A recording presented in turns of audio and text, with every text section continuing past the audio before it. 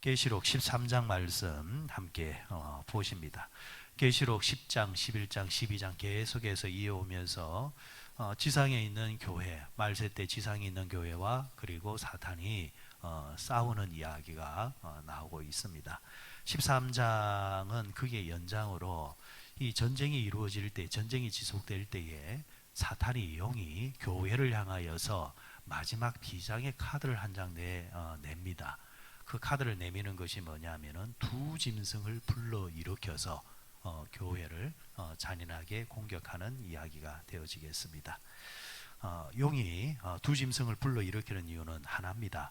하나님의 교회와 교인을 넘어뜨리기 위함입니다. 자, 1절에 보시면은 내가 보니 바다에서 한 짐승이 나오는데 그렇게 말하고 있습니다. 그리고 내일 우리가 보겠지만은 11절을 보시면은 내가 봄에 또 다른 짐승이 땅에서 올라오니 했습니다.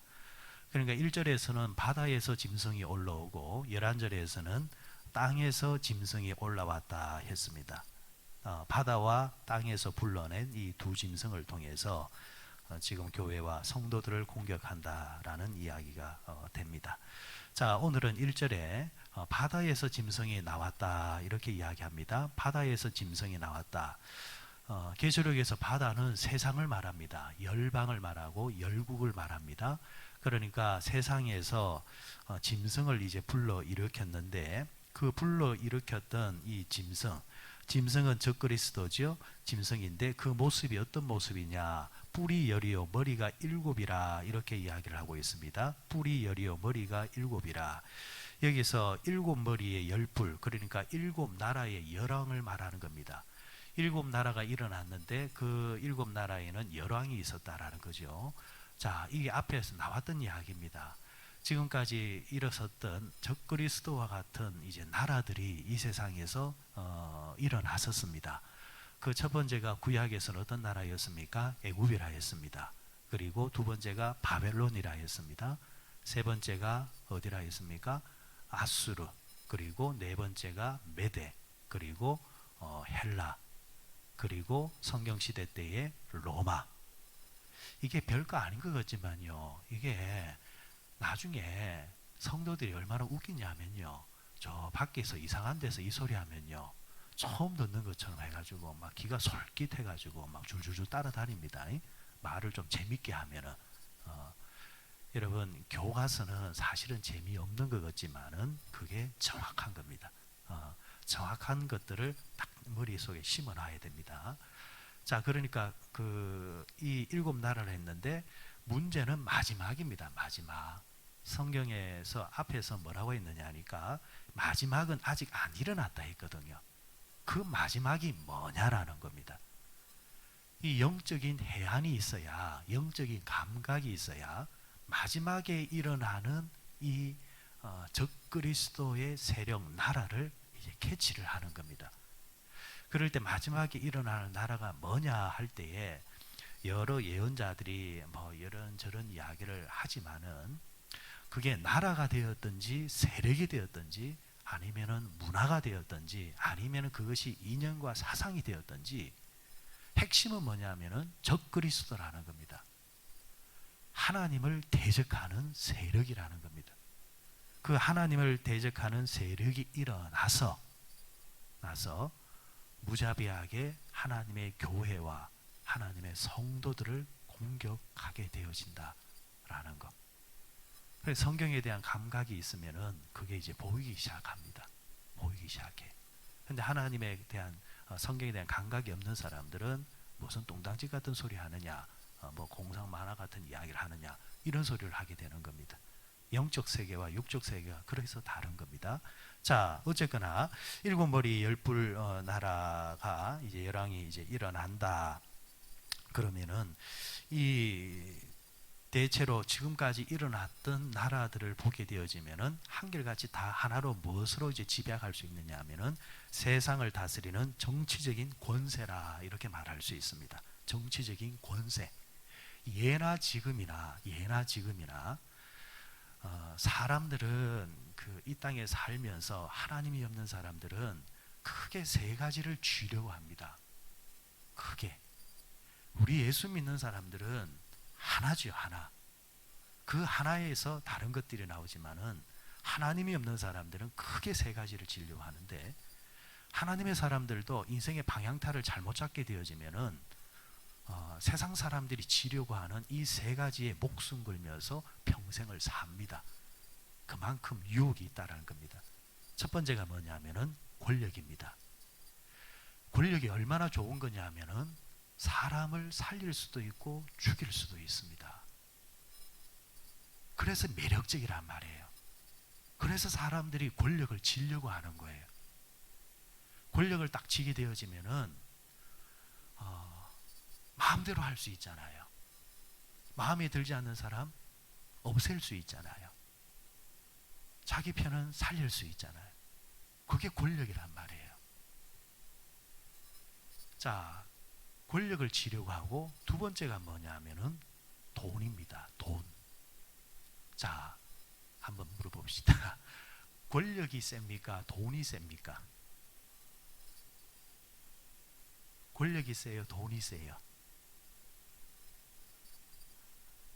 저는 이 두 가지 세다 이러면은 그래도 권력이 세죠. 그런데 권력에는 뭐가 있어야 되느냐? 미천이 있어야 됩니다. 장사를 하려면 장사 미천이 있어야 되는 것처럼 권력에도 미천이 필요하단 말입니다. 그래서 권력을 이용해서 뭘 축적하느냐? 돈을 축적하죠. 그래서 역대 권력 잡은 자들 보면은 한결같이 다 나중에 문제가 되는 게 뭐냐면은 이 돈에 대한 비리잖아요. 돈에 대한 비리. 어마무시한 그런 돈들을, 비자금을 모은다든지 아니면은 기업이라든지 이런 것들을 통해 가지고 돈을 이제 빼앗는다든지 이런 형태들이 있잖아요. 근데 돈은 또 권력을 또 이용하려고 합니다. 돈은 권력은 없거든요. 그러니까 돈 있는 자들이, 권력 있는 자들이 옆에 딱 붙잖아요. 그러면서 돈을 대어주면서 뭘 또 얻어냅니까? 권력을 얻어내잖아요. 그래서 권력이 있는 곳에 돈이 같이 움직입니다. 그리고 또 하나가 뭐냐면은 지식입니다. 지식. 내다보기를 원한다 말이에요. 권력 잡은 자들은 앞으로 어떻게 될 것인가. 또 돈 있는 자들은 막대하게 투자를 합니다. 어디에? 지식에. 그래, 큰 기업들은 한결같이 뭘 지고 있느냐 하면은 연구소를 지고 있잖아요. 이 연구소를 통해서 미래 산업이 어떻게 갈 것인가, 시대가 어떻게 갈 것인가, 그러면 어디다가 돈을 투자해야 될 것인가, 이런 것들을 방향타를 잡아낸단 말이에요. 그리고 또 지식인들은 권력자들과 또 돈 있는 자들 못지않은 뭐가 있느냐 하면은 자존심이 참 세요. 배웠다는 사람들 한번 보십시오. 자존심이 얼마나 센지 몰라요. 그래서 지식인들은 자신의 지식이 힘을 얻기를 원합니다. 자연스럽게 지식도 권력과 돈에 편성해 갑니다. 이 세 가지가 맞물려 돌아간다라는 거예요. 그런데 문제는 이 지식이 방향이 잘못 설정되어지면은 이 골치 아픈 거예요. 방향이 잘못 설정되면은 그 권력이 이상하게 사용되어지고 돈도 이상하게 사용되어지는 거예요. 지식이 발라야 된다. 그런데 성경에서는 이 지식을 뭐라고 말하느냐 하니까 여호와를 경외하는 것이 지식의 근본이라 이렇게 말을 하고 있습니다. 이 말은 지식이 인생의 방향을 다 바로 잡아주는데 세상의 지식은 항상 변수가 있습니다. 오늘 옳은 것이 내일 그럴 수 있고, 그래서 여러분 경제학자들이 제시하는 것이 그때는 맞는데 얼마 지나서 휴지 조각이 될 때가 있고, 잘못된 지식을 통하여서 막대한 국가의 재산이 낭비될 때가 있고, 권력들이 남용되어져 가지고 나중에 심판을 받을 때가 있단 말이에요. 그럴 때 성경은 한결같이 하나님 앞에 얻는 지식이 바른 지식이다. 그래서 여러분 성경에 나오는 정치가 누굽니까? 다니엘 같은 경우 정치가잖아요. 권력을 가진 자들이었잖아요. 그 사람이 막대한 돈을 움직여서 나라를 움직였던 사람이잖아요. 그런데 그가 어디서 지식을 얻었습니까? 하루에 3번 하나님께 기도하면서 위로부터 내려오는 지식을 얻어냈단 말이에요. 요셉도 마찬가지죠. 그러니까 우리의 지식은 어디서 오느냐? 하나님에게서 오니까 우리는 날마다 그분께 지식을 구하고 지혜를 구하셔야 됩니다. 그리고 그 지식과 지혜로 통하여서 바른 권력을 지려고 해야 되고 바른 물질을 지려고 할 때에 그 속에서 보다 더 큰 아름다운 인생이 만들어지게 되어진다라는 말씀이 되겠습니다. 자, 그런데 오늘 계시록에 나오는 이 짐승 같은 이 존재, 짐승 같은 정치적 이 권세는 그 지식이 없기 때문에 어디서 지식을 구하느냐? 마귀 사탄에게서 지식을 구합니다. 사람이 죽든가 말든가, 상대가 어떻게 되든가 말든가, 상대를 짓밟고 죽임으로 통해서 내가 권세를 얻을 수 있고 돈을 질 수만 있다고 한다면은 잔인하게 살아가는 그런 존재. 자, 그런데 마귀 같은 자가, 사탄 같은 자가 그 지식을 가지고 결국은 뭘 추구하느냐? 그 권력과 그 돈을 통해서, 지식을 통해서 하나님의 교회와 하나님의 성도들을 잔인하게 없애버리는데 사용한다라는 거예요. 그게 짐승입니다. 자, 짐승의 모습은 어떠냐? 2절 한번 보시기 바랍니다. 2절 같이 읽습니다. 시작. 내가 본 짐승은 표범과 비슷하고 그 발은 곰의 발 같고 그 입은 사자의 입 같은데 용이 자기의 능력과 보좌와 큰 권세를 그에게 주었더라. 자, 마귀가, 사탄이, 용이 땅에서, 그 바다에서 올라온 짐승에게 권세를 줬다 했습니다. 큰 권세를 줬는데, 그러니까 사탄이 그에게 권세도 주고 돈도 주고 또 지식도 줘서 이 짐승이 활동하도록 하는 거예요. 근데 그 짐승이 어떤 모습이냐? 표범 같다 했습니다. 표범, 신속하다, 민첩하다라는 겁니다. 사탄이 활동할 때는 민첩합니다. 근데 그에 반해서 그리스도인들은 덜 민첩하죠. 내일 합시다, 다음에 합시다, 좀 살다가 좀 할게요, 그런단 말이에요. 마귀 사탄은 그렇게 놀지 않습니다. 순식간에 활동합니다. 자, 그 다음에 뭐라고 했습니까? 그 발은 곰의 발 같다 했습니다. 이 곰의 발 같다는 말은 파워, 힘을 말하는 겁니다. 곰 발바닥이 맹수들 가운데서, 여러분, 그 힘이 무자비합니다. 다른 짐승이 싸대기 한번 때리는 거하고 곰이 그 곰 발바닥을 때리는 건 달라요. 그래서 많은 사람들이 곰 발바닥을 약으로 많이 사용한다 하잖아요. 마귀 사탄의 이 권세는 파워가 있습니다. 세 번째 뭐라고 했습니까? 사자의 입 같다 했습니다. 고양이과 중에서 가장 큰 이제 맹수인 이 사자. 여러분들 고양이 이빨을 한번 보십시오. 얼마나 날카로운지 모릅니다. 송곳니 같은 경우는 아주 날카롭습니다. 사자 입은 모든 짐승을 갈기갈기 찢는 예리함이 있습니다. 하나님의 말씀이 예리하여 했지만은 마귀도 예리하단 말이에요. 그러니까 여기서 말하는 사자 입은 잔인한 것을 말합니다. 그러니까 짐승이 가지고 있는 능력이 뭐냐? 민첩하고 강력하고 잔인합니다. 자, 그러면은 이런 민첩과 강력과 잔인을 통해서 이들이 추구하는 목표가 뭐냐라는 겁니다. 자, 4절 말씀 보시기 바랍니다. 4절에 용이 짐승에게 권세를 주므로 용에게 경배하며 짐승에게 경배하며 누가 이 짐승과 같냐? 누가 능히 이와 더불어 싸우려 하더라. 워낙 강력한 힘을 가지고 있으니까 감히 대적할 세상이 없다라는 거예요. 자, 이런 이제 힘을 가지게 한 이유가 뭐냐? 결국에는 짐승에게, 그래, 용에게 경배, 짐승에게 경배, 사탄에게, 마귀에게 경배하게 하기 위해서 그렇다라는 겁니다. 여러분, 사람이 얼마나 연약하면요, 자신이 생각하는 그 이상의 권세라든지 아니면은 돈을 준다면요, 자존심도 없고 도덕과 윤리도 없고 그냥 그렇게 살려고 하는 저속한 욕심을 가진 자들이 사람입니다. 그러니까 마지막 때가 되면은 사탄과 경배가 미끼를 던지는 겁니다. 보암직하고 먹음직하고 그거 가지고 싶은 거예요. 자신의 신앙 좀 뒤로 하면은 먹을 수 있고 잡을 수 있기 때문에 결국 사탄의 종이 되게 만들어 버립니다.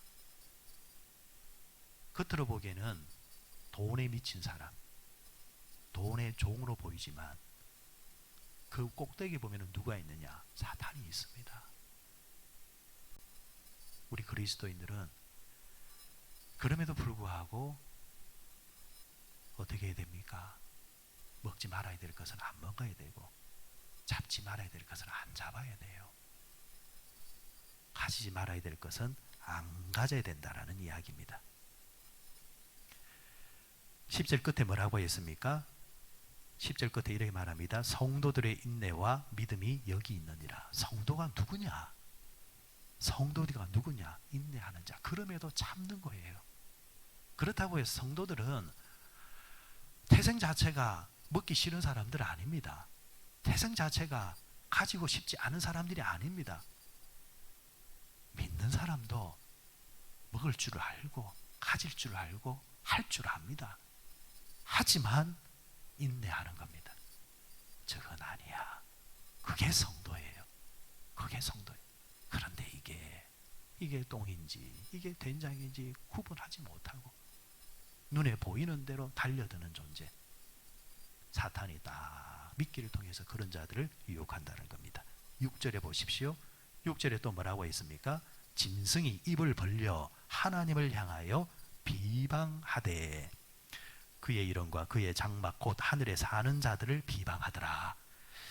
자, 하나님의 이름을 회방하게끔 하는 것이 짐승의 목표입니다.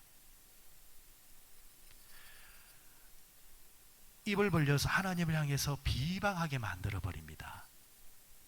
그래서 역대로 여러분들 이 땅에 나타났던 짐승 같은 나라들이 기독교를 핍박할 때에 항상 하는 말은 뭐냐니까 예수를 부인하라는 거예요. 한국 기독교 초창기 선교사들이 당했던 고문 중에 하나가 뭐냐면은 예수님의 성화 이런 이제 부분들을 이제 땅에 깔아놓고 사람들 보고 걸어가라는 거예요. 밟고 지나가라는 거예요. 그러니까 예수를 부인하라는 겁니다. 그러면은 살려주겠다라는 거예요. 이게 사탄이 하는 거예요. 여러분 지금 이 시대에도 북한에서는 자행되고 있는 겁니다. 예수를 부인하라는 거예요. 교회를 부인하라는 거예요.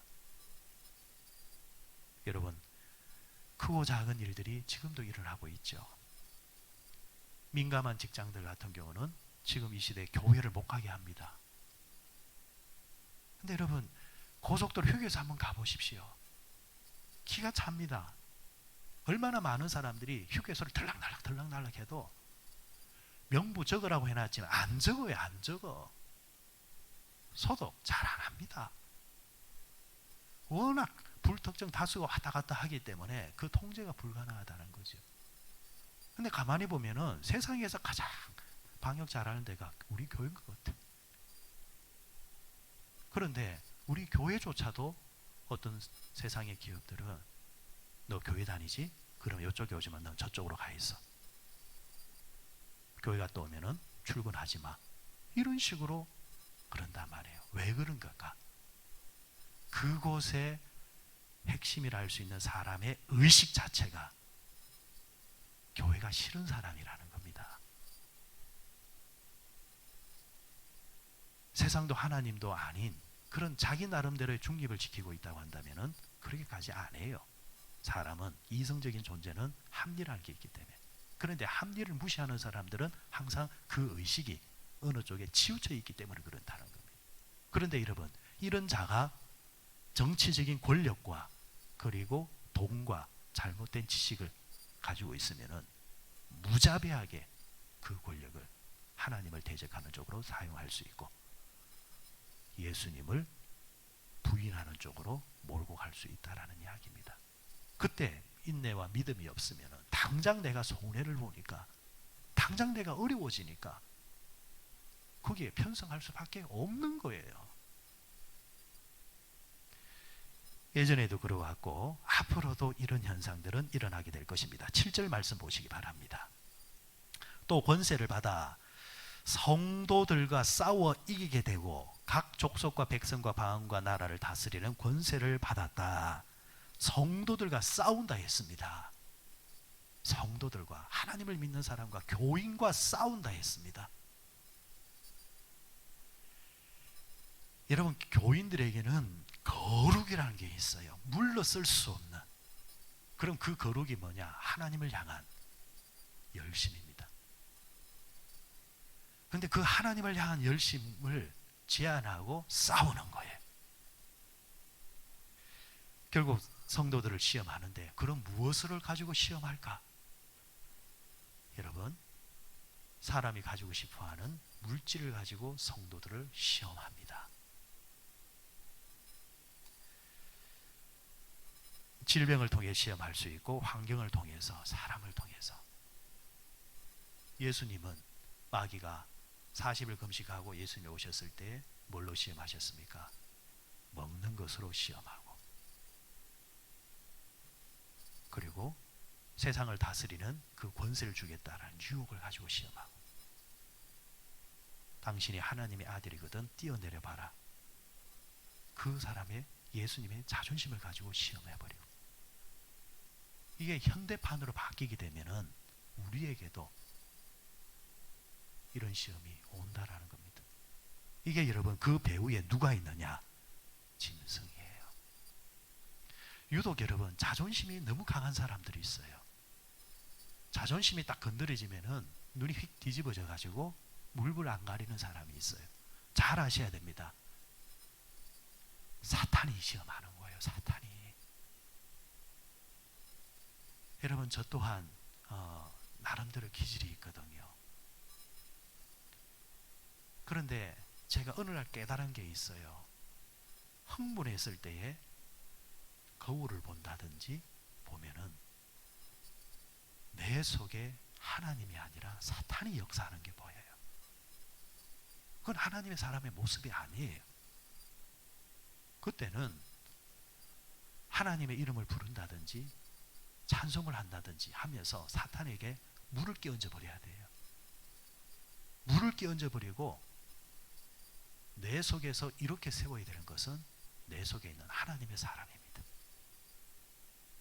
그래서 사도 바울도 내 안에 두 개가 싸운다 했잖아요. 하나님의 사람과 육의 사람이 싸운다 했거든. 육의 사람은 찬물을 끼얹어 버리고 하나님의 사람은 일어나게끔 만들어야 되는 겁니다. 그렇게 인내하며 살다가 우리는 하나님 앞에 가는 거예요. 그런데 이게 조절 안 되는 사람들은 자신의 자존심에 훼손이 되면은 하나님도 없고 믿음도 없고 교회도 없고 사람의 예도 없고 막 가버리는 거예요. 그게 사탄이 이용하는 거예요. 잘 아셔야 됩니다. 자, 이런 모든 것들이 결국은 하고자 하는 것은 뭐냐? 하나님의 교회와 사람들을 넘어뜨리게 하기 위함이다 라는 말씀이 되겠습니다. 오늘의 말씀의 결론입니다. 그런 자들 가운데서, 그런 가운데서도 핍박을 받겠지만은, 시험을 받겠지만은 누가 하나님의 생명책에 기록되는가? 오늘 본문에는 이렇게 말을 하고 있습니다. 8절에 보니까 죽임을 당한 어린 양의 생명책에 창세 이후로 이름이 기록되지 못하고, 기록되지 못했다는 말은 어떤 말이에요? 기록된 사람이 있다라는 이야기죠. 그러면은 어떤 사람이 기록되었느냐? 어제 말씀 잠시 돌아갑니다. 12장 11절 말씀 보시기 바랍니다. 11장 11절. 12장 11절 같이 읽어요. 시작. 또 우리 형제들이 어린 양의 피와 자기들이 정언하는 말씀으로서 그를 이겼으니 그들은 죽기까지 자기들의 생명을 아끼지 아니하였도다. 아멘. 어린 양의 피가 발려진 사람, 그러니까 예수 그리스도의 피가 발려진 사람, 예수 그리스도의 피를 믿는 사람, 그리고 그 예수님께 마지막까지 죽도록 충성하고 순종한 사람이 생명책에 기록되는 겁니다. 여러분, 생명책에 그렇게 호락호락한 게 아니에요. 구원이 우리에게 거저 준 것 같지만은 그렇게 가벼운 게 아니에요. 생명책에 기록된 사람, 마지막까지 예수 그리스도의 보혈과 예수 그리스도의 피를 믿고 부인하지 않는 자, 물질에 유혹이 있어도, 건강에 시험이 있어도, 인생살이에 여러 환난이 있어도, 그럼에도 불구하고 끝까지 예수의 어린 양의 피를 믿고 고백하는 자. 너 예수 안 믿으면 너 이거 줄게. 너 주일 안 지키면은 뭐 이거 줄게. 그런 시험이 와도 그게 아무리 큰 물질이고 유혹이라 할지라도 아니요. 내 인생에서 가장 큰 것은 예수 그리스도요. 나는 마지막 순간까지 예수 그리스도와 함께 살 것이요. 그런 자가 어린 양의 피로서 생명체에 기록된 자고, 그리고 마지막까지 충성하는 자, 마지막까지 순종하는 자. 그럼 반대로 기록되지 못하는 자는 뭐예요? 예수님의 어린 양의 피가 없고, 그리고 불순종하는 사람이 생명책에서 지워지는 겁니다. 마지막 때를 살아가는 우리에게 있어서 세상의 짐승이 일어나서 사탄이 이렇게 교묘하게 그리고 무자비하게 시험하고 넘어뜨리려고 할 때에 날마다 기도하는 우리 성도 여러분들의 영이 깨어 있어서, 아 그래, 성경에서 이렇게 말씀해 주셨지. 그렇다고 한다면 답을 알고 있는 우리인지라, 그래, 그렇다면 나는 넘어지는 존재, 시험 받는 존재가 아니라 이기는 존재 되어서 나는 끝까지 죽도록 충성해서 마지막 날 생명의 멸류관의 주인공이 될 거야 하시면서 끝까지 승리하시면서 인내하시는 우리 모두 되시기를 주의 이름으로 축원드립니다.